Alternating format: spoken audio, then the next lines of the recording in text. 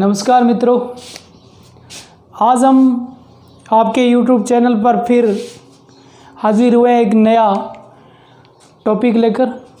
हमारा सबसे पसंदीदा टॉपिक, हम जिसको सबसे पसंद ज़्यादा करते हैं, वो हमारा टॉपिक राजस्थान का भूगोल और उसमें अफवाह तंत्र, जो राजस्थान के सभी परीक्षाओं के अंदर बहुत अच्छे प्रश्न लेकर खड़ा रहता है।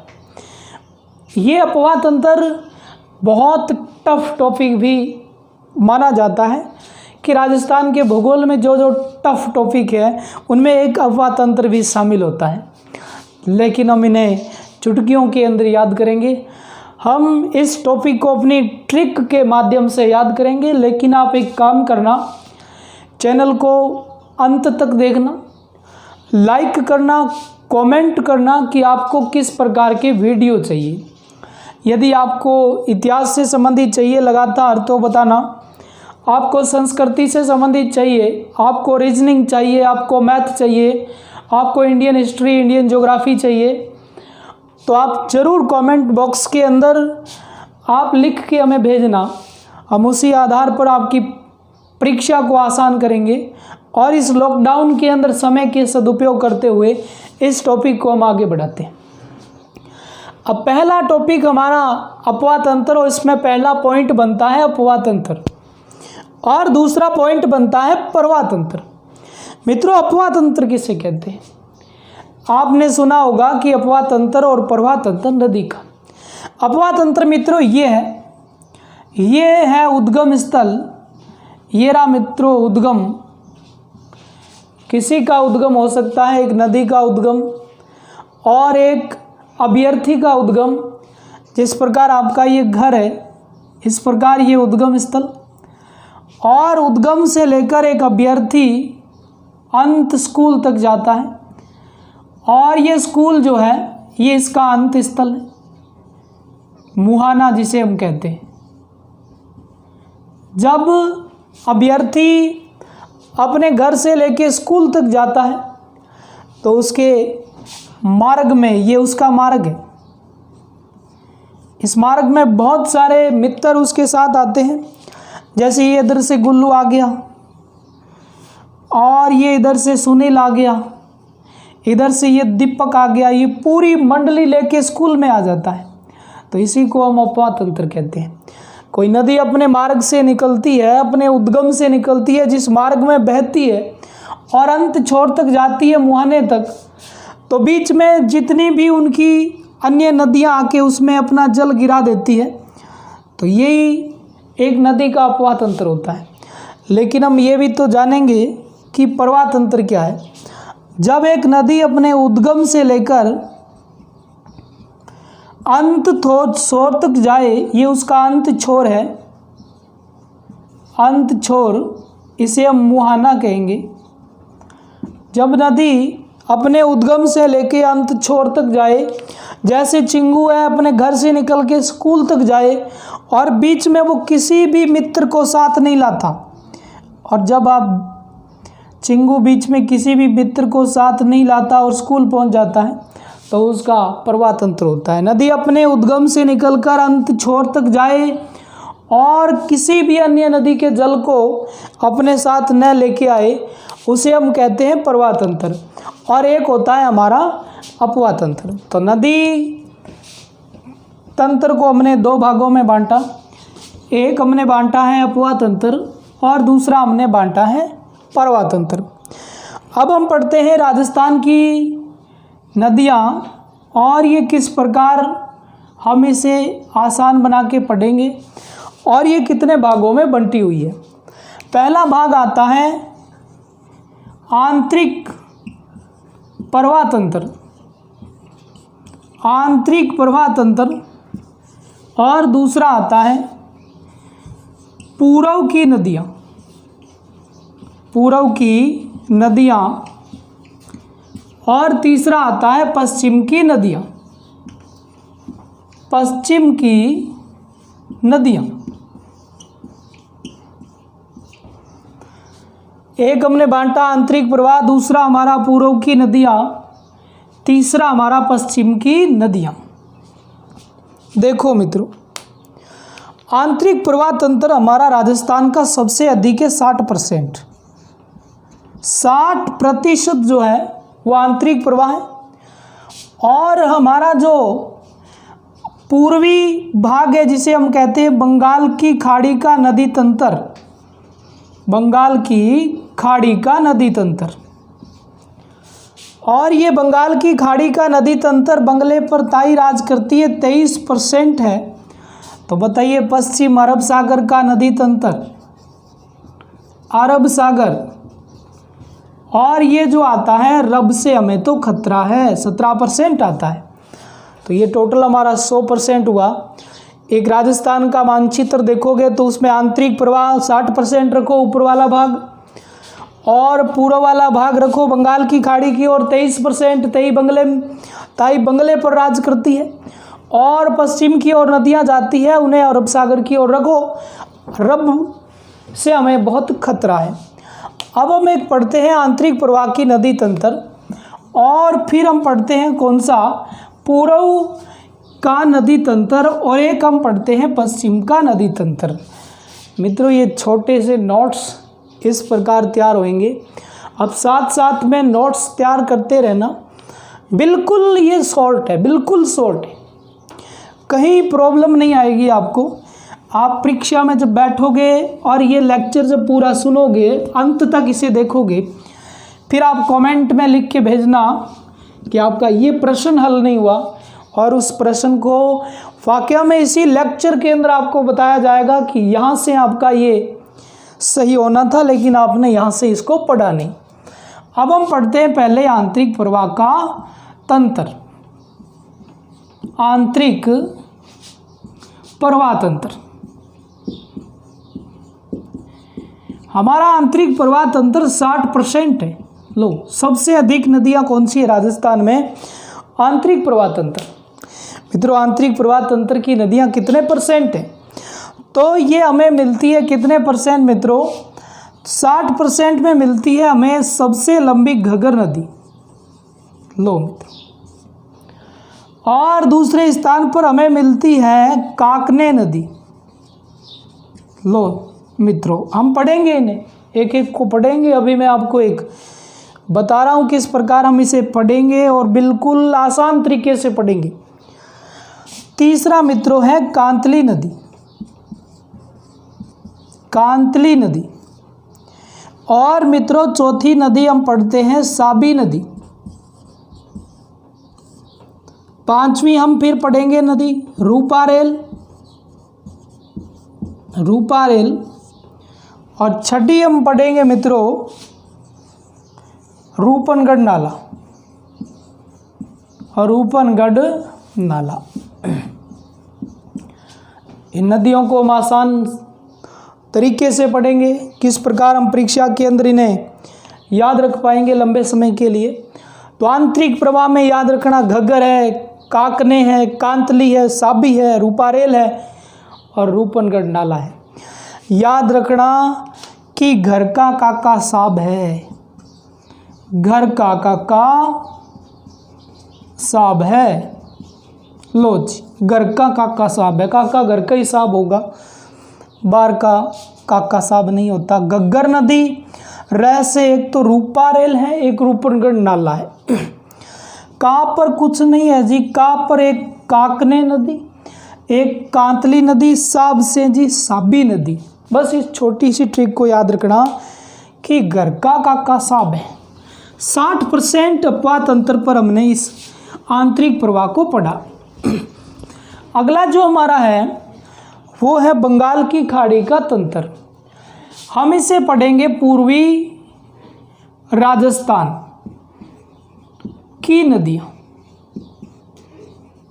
पूर्वी राजस्थान की नदियाँ कह सकता हूँ कि बंगाल की खाड़ी का अपवाह तंत्र। खाड़ी का अपवाह तंत्र।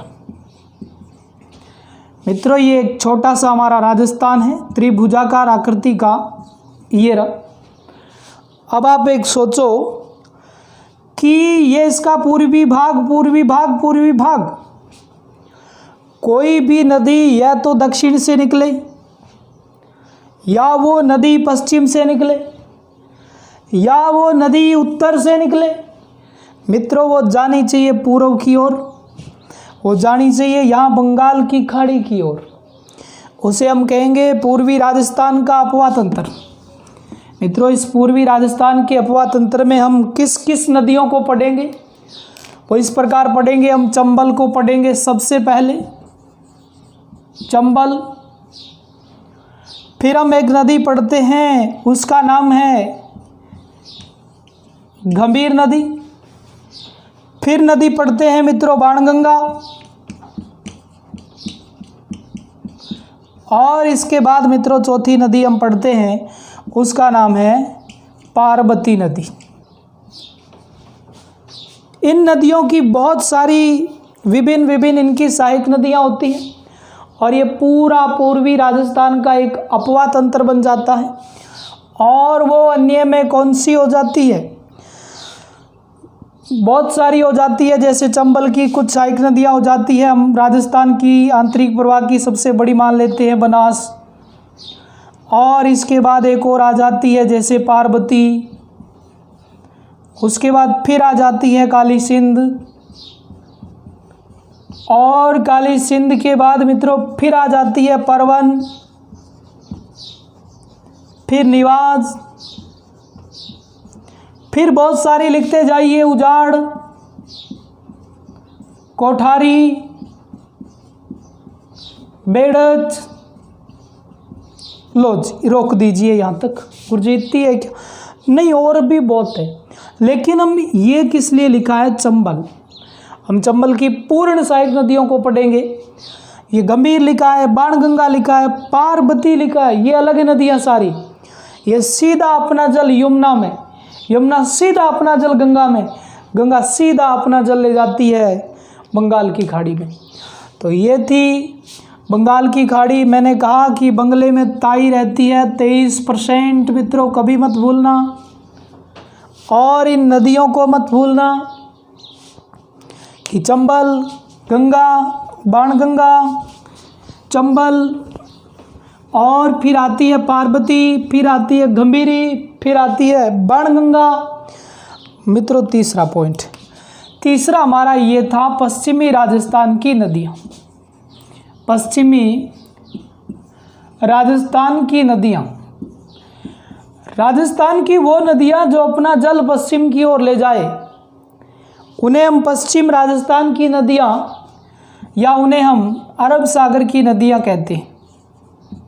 अरब सागर कि हो सके वो नदियाँ अरब सागर तक अपना जल ले जाए, हो सकता है वो अपना जल अरब सागर में सीधा गिराए, लेकिन रब से हमें बहुत खतरा है मित्रों।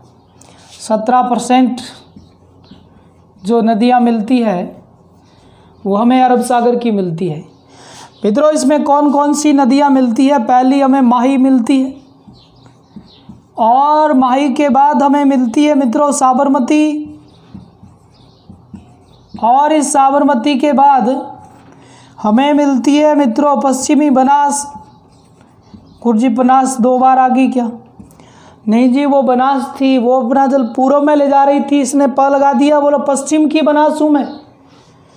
चौथी हम पढ़ते हैं वो है मित्रों हमारी लूनी नदी। तो इस प्रकार हमने पढ़ा कि अपवा तंत्र किसे कहते हैं। नदी जब अपना जल अंत छोर तक ले जाए, मुहाने तक ले जाए, तब बीच के अंदर बहुत सारी उसकी सहेलियाँ मिलती है, बहुत सारी उसकी सहायक नदियाँ मिलती है, और फिर वो आगे जल ले जाती है। तो उस पूरे जाल को, जहाँ जहाँ वो जाल बिछा है नदियों का, उसे हम तो अपवा तंत्र कहेंगे। और मित्रों फिर हमने पढ़ा प्रवाह तंत्र। जब नदी बेप्रवाह होके जा रही है, किसी की परवाह नहीं है उसे, तो वो नदी प्रवाह तंत्र होगी।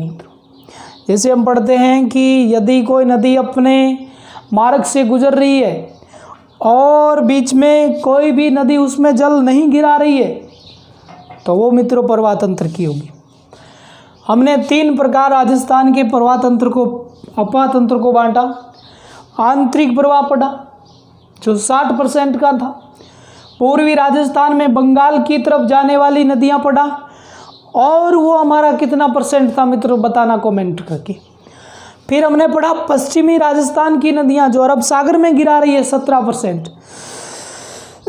तो इस प्रकार हमने अलग अलग प्रकार की नदियों को बांटा। अब हम पढ़ेंगे प्रत्येक नदी की मित्रों क्या विशेषता रही है। और उससे पहले मैं बता दूं आपको, ये पश्चिमी राजस्थान, और मित्रों इस पश्चिमी राजस्थान में और इस राजस्थान में 60% आंतरिक प्रवाह का तंत्र, आंतरिक प्रवाह तंत्र। अब मित्रों देखिए, राजस्थान का उत्तर पश्चिमी क्षेत्र पूर्ण आंतरिक प्रवाह से भरा हुआ है। ये 60% आंतरिक प्रवाह से भरा है।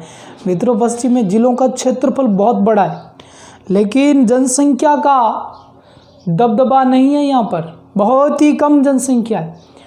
आप जैसलमेर जैसे ज़िले को देखो, बहुत बड़ा ज़िला है, जनसंख्या बहुत कम है। आप इधर बाड़मेर को देखिए, यहाँ बीकानेर को देखिए, यहाँ ये श्री गंगानगर को देखिए।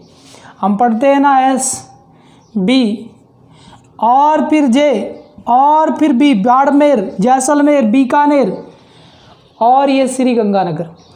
इन जिलों के अंदर किस प्रकार आंतरिक प्रवाह का विभाजन हो रखा है, किस प्रकार आंतरिक प्रवाह की नदियों का जल का विभाजन है। 60% जल राशि है यहाँ पर। और इसी पश्चिमी प्रदेश में राजस्थान के हम एक नदी पढ़ते हैं।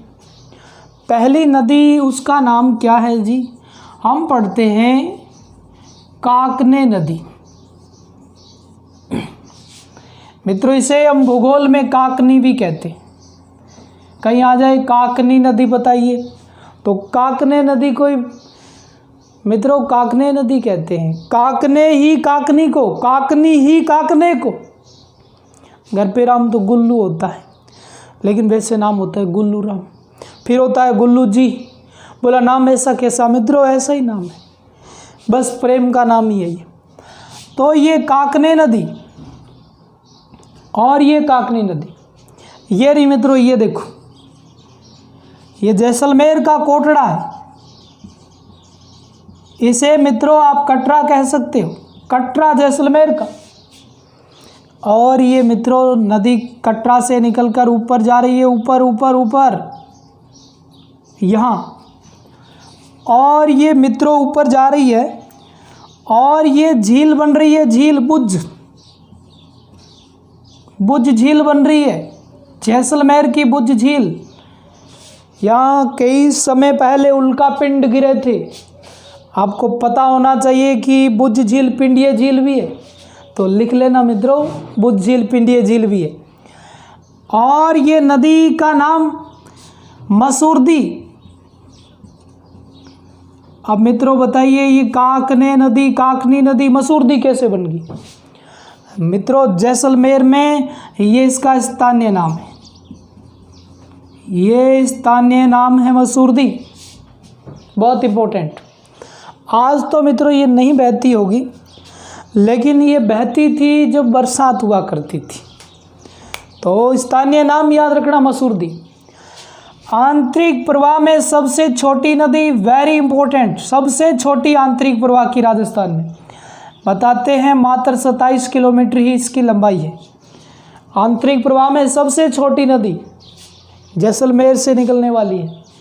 मित्रों ये नदी थोड़ी सी आगे जाती है, यहाँ पर एक खाड़ी है, इस खाड़ी का नाम मित्रों मिट्टी खाड़ी, और इसमें ये लुप्त हो जाती है, लुप्त। ये छुपा छुपी नहीं खेल रही है मित्रों नदी, लेकिन नदी लुप्त हो रही है खाड़ी के अंदर। तो नदी निर्माण कर रही है किसका? बुझ झील का निर्माण। लुप्त कहाँ हो रही है नदी? मिट्टी खाड़ी के अंदर। मित्रों ये जैसलमेर की नदी 3 अवस्थाओं में बहती है, वेरी इंपॉर्टेंट पर्सन, 3 अवस्थाओं में बह रही है। कितने अवस्थाओं में बह रही है मित्रों? ये जैसलमेर की नदी 3 अवस्थाओं में बह रही है। देखो आज जैसलमेर में नहीं बह रही है, लेकिन बहा करती थी। देखो काकनी नदी और मसूरदी नदी कोटड़ा से निकल रही है, बुझ झील, मिट्टी खाड़ी और ये तीन तीन अवस्थाओं में बह रही है। मित्रों एक छोटी सी ट्रिक याद रखना, और वो ट्रिक TRIC के इस प्रकार है कि मेरे काका जैसी, लो मेरे काका जैसी, देखो मित्रों जैसी मैं जैसलमेर को कहता हूँ, काका मैं इस काका को कह रहा हूँ, इस काका को, काकनी और काकने को कह रहा हूँ, मेरे काका जैसी और मसूर की दाल, ये रहा मसूर, मसूर मसूर दी, मेरे काका जैसी मसूर की दाल और कोई नहीं बना सकता। यदि आप कटोरा भर के पी लो मित्रों, ये कटोरा जहाँ से निकल रही है तो आपकी भूख और प्यास बुझ जाती है। मित्रों ये बुझ गई, बुझ झील का निर्माण कर रही है। मित्रों मेरे काका जैसी मसूर की दाल कोई नहीं बना सकता, कोई पी ले कटोरा भर के, भूख प्यास बुझ जाती है, क्योंकि इतनी मीठी। मित्रों जिस खाड़ी का निर्माण है वो मीठी खाड़ी है। मित्रों वीडियो को अंत तक देखना, अभी तो ये शुरुआती दौर है, कुछ नदियों की परिभाषाएं पढ़ रहे हैं, कुछ छोटी छोटी नदियाँ पढ़ रहे हैं। आगे आगे आप जितना प्रेम स्नेह दोगे हम उतने ही अच्छे लेक्चर डालेंगे। ये तो लॉकडाउन का विषय, और लॉकडाउन में विषय में आप अपने अच्छे संक्षिप्त नोट्स बनाना, और आपको ये फुल क्वालिटी के वीडियो मिल रहे हैं, इस पर आप गहन करना। मित्रों आज के लिए मित्रों काकनी नदी को हम समाप्त करते हैं यहीं पर, कल हम फिर वीडियो चढ़ाएंगे। नमस्कार मित्रों, गुड नाइट मित्रों।